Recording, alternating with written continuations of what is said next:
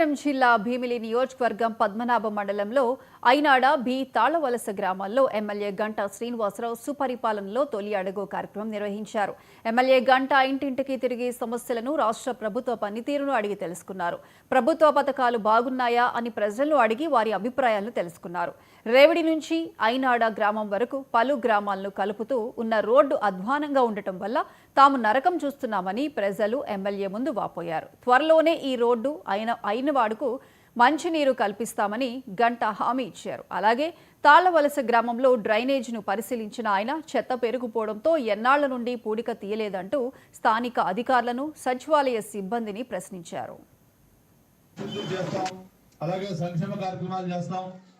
గతంలో 2014-19 ఎలాగో చేసి చూపించామో ఈసారి కూడా అలాగే చేస్తామని చెప్పడం జరిగింది.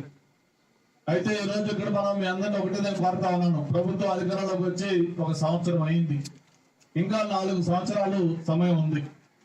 ఈ సంవత్సరం కాలంలో మనం ఏమేమి కార్యక్రమాలు చెప్పాం, ఎంతవరకు అమలయ్యాయి, ఇంకా చేయాల్సిన కార్యక్రమాలు ఏమిటని కూడా మనం 1-2 నిమిషాలు మాట్లాడుకోవాల్సిన అవసరం ఉంది.